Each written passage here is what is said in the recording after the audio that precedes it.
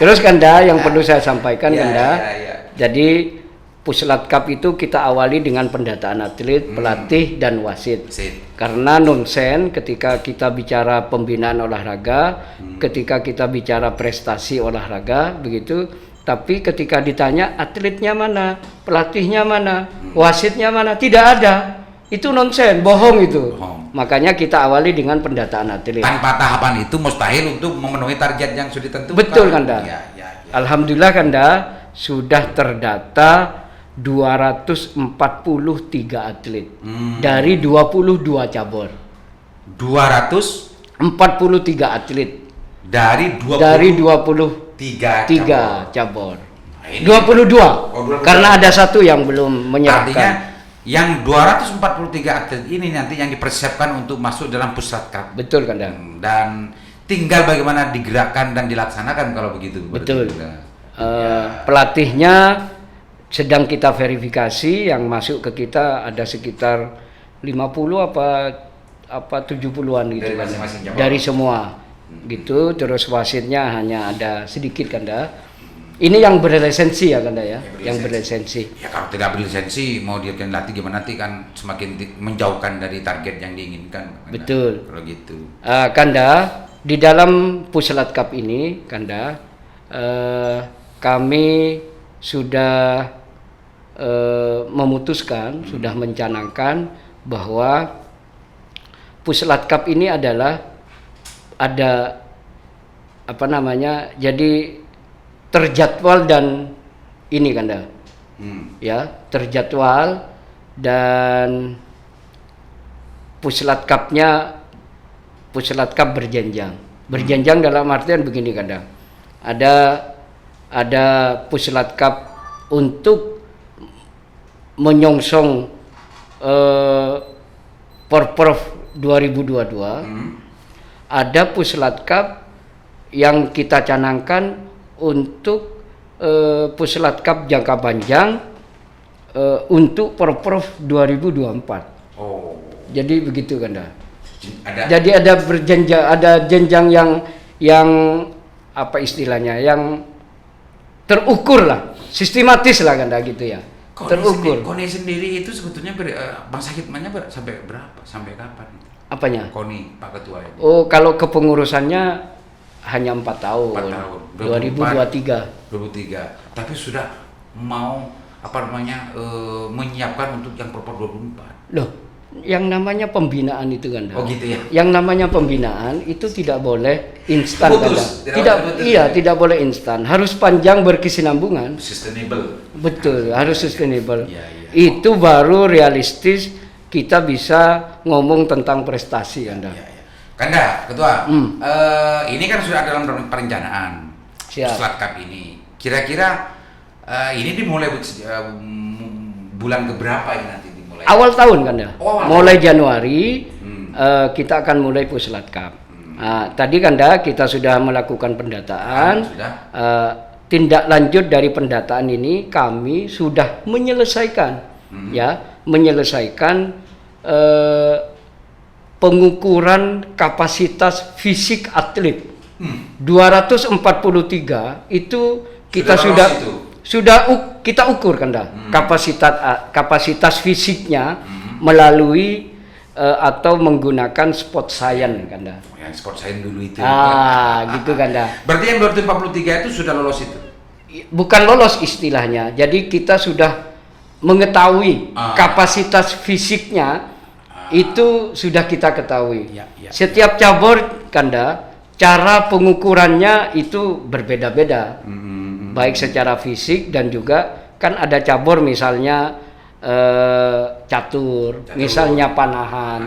Itu kan pengukurannya harus ada tersendiri gitu ya. Tersendiri. Ada kriteria dan kriteria tersendiri-sendiri. Betul Kanda. Dan kita beli alatnya itu Kanda. Ya. Yuk, sampai ambil minum kopi dulu. Siap Kanda. Kopi dulu. Biar luar biasa. Biar tenang ya. Pak Ketua KONI ini luar biasa. Mau ditaruh di mana aja pasti akan karena memang dual leadership-nya terus hidup gitu ya.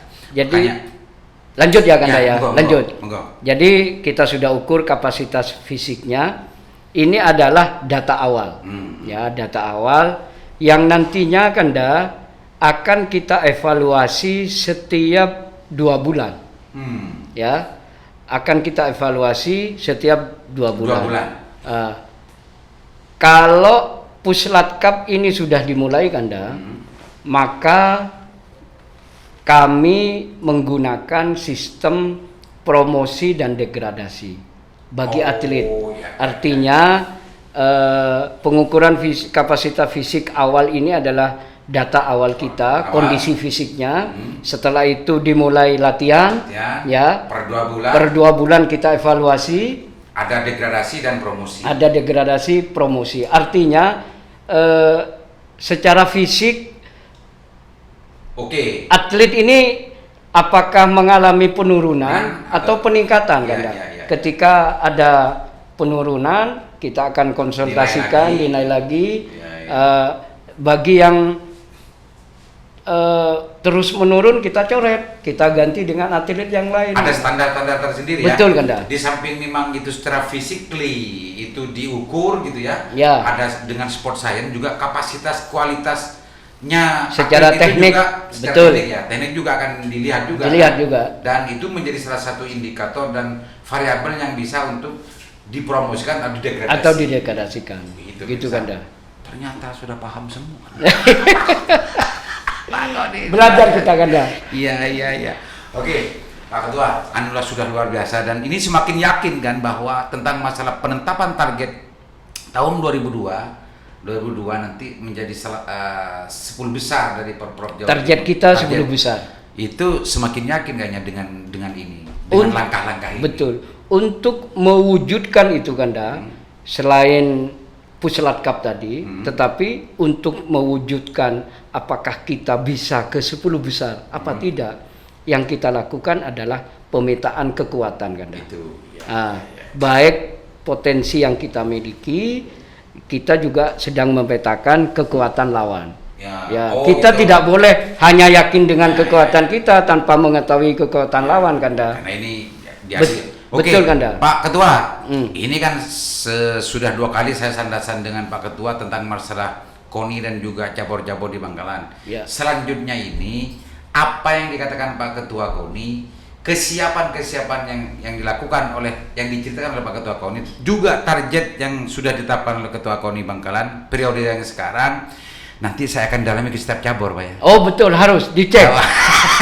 Apa benar yang dikatakan Ketua KONI itu Ini nanti pemirsa, selanjutnya akan saya undang ketua-ketua cabur yang berada di bawah naungan KONI Bangkalan untuk memastikan memastikan apa yang diceritakan oleh Pak Ketua KONI itu betul apa tidak, apa sedang ngarang apa tidak gitu.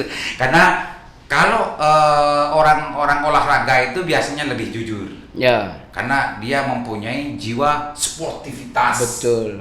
Nanti kita dalami dari ASKAP, dari persatuan badmintonnya atau semua cabur lah. Nanti kita undang ke Sandasan bicara tentang masalah spesifikasi tentang masalah olahraga yang sedang dia tekuni cabur masing-masing itu Pak Ketua ya. Ini izin ya. Harus di cross check. Betul. Oke Pak Ketua.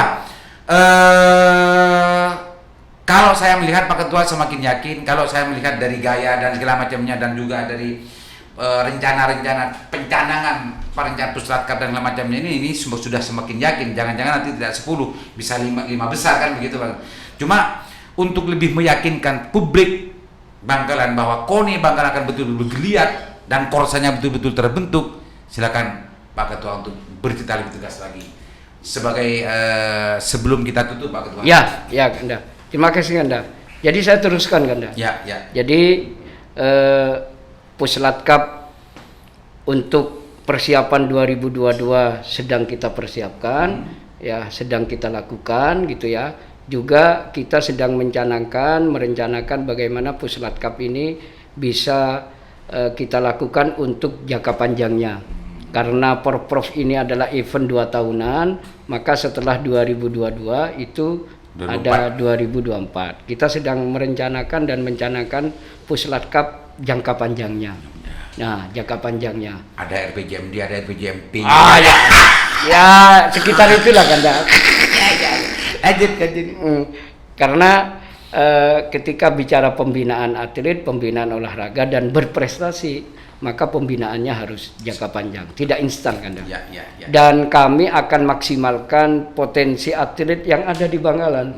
Bisa saja Kanda, kami hanya main caplok saja. Misalnya ada beli ya? Iya, beli atlet bisa saja kita lakukan itu Kanda.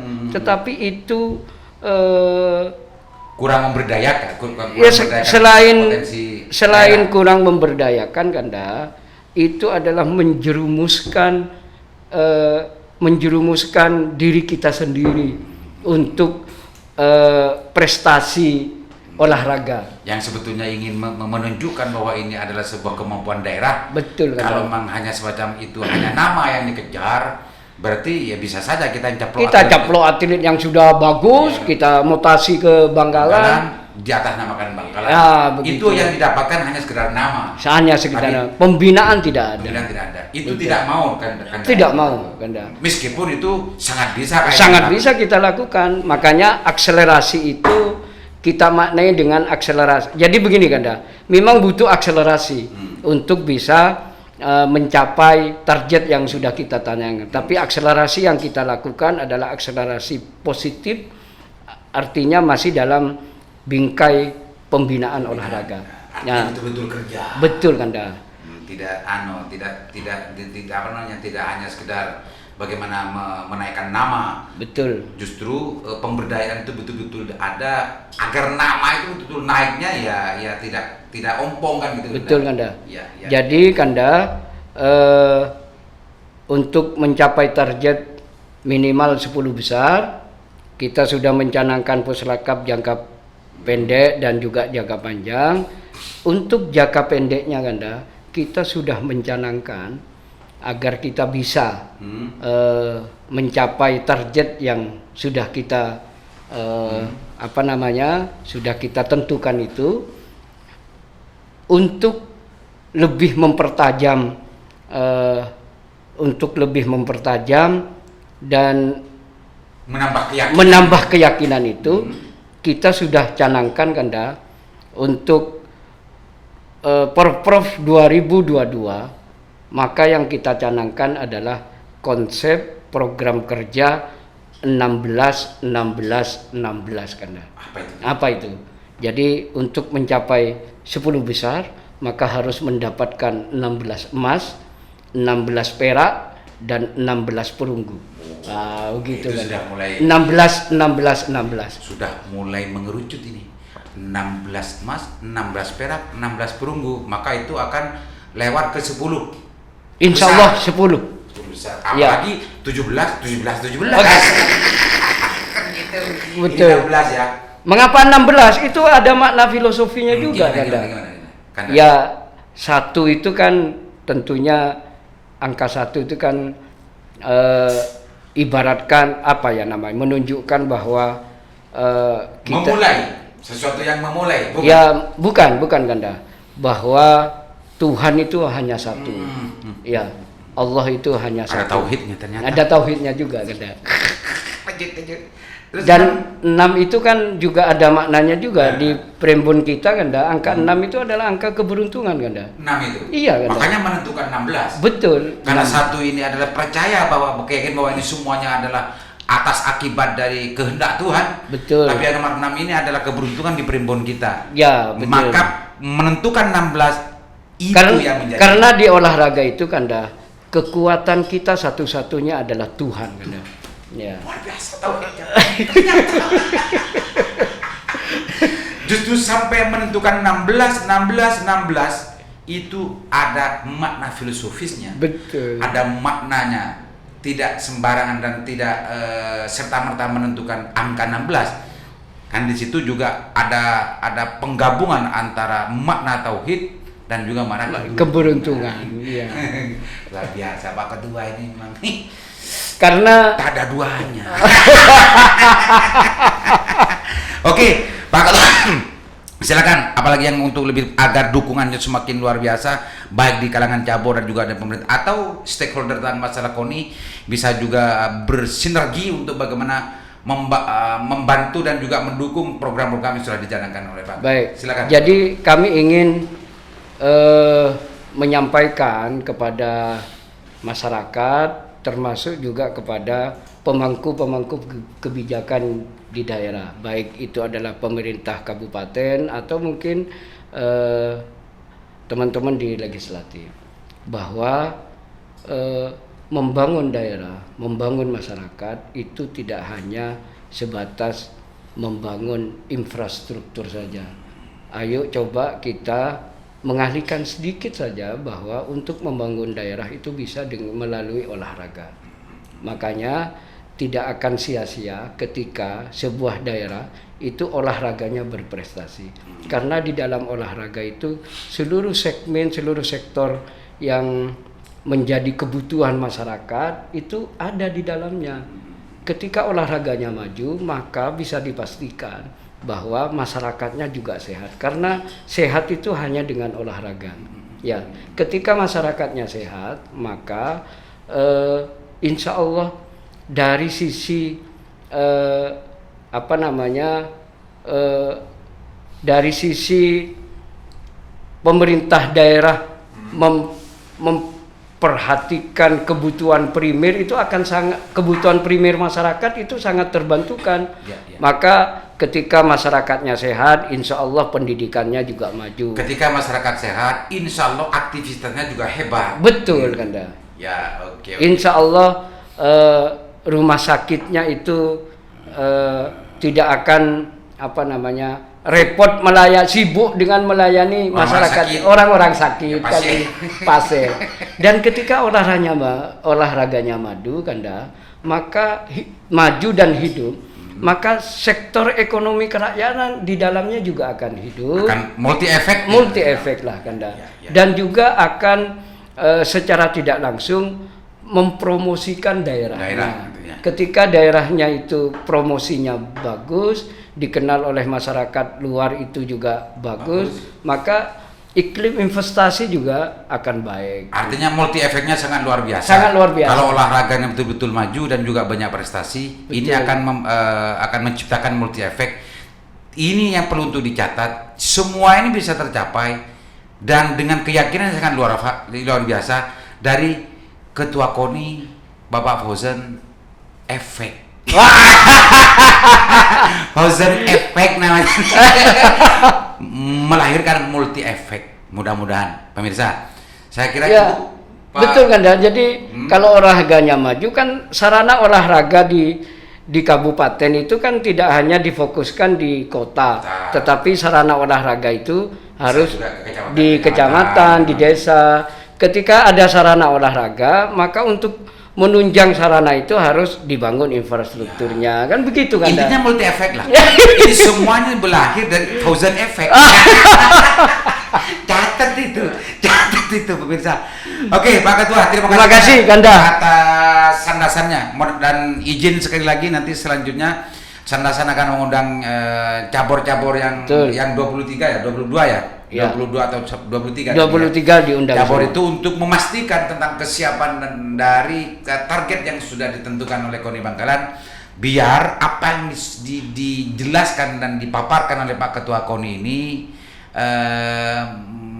menemukan kepastian dan pembuktian bahwa apa yang sudah dicanangkan KONI betul-betul berjalan, tidak hanya sekedar paparan semacam ini. Retorika saja. Iya, betul. Mudah-mudahan nanti setelah sandasan mengundang cabur-cabur, nanti juga saya minta kepada ketua caburnya masing-masing untuk bagaimana minimal ada dokumentasi tentang persoalan pembinaan yang sudah dilakukan oleh KONI Bangkalan. Itu Pak Ketua ya. Mudah-mudahan tidak disulitan lagi untuk mendapatkan dokumen dan hal macamnya. Sudah siap tentang masalah pembinaannya, bagaimana event turnamennya dan hal macamnya itu. Pak Ketua ya. Siap. Mudah-mudahan bermanfaat, mudah-mudahan mantul dan mudah-mudahan betul-betul berefek dari Pak Fauzan Efek. Assalamualaikum warahmatullahi wabarakatuh. Waalaikumsalam. Audio Jungle.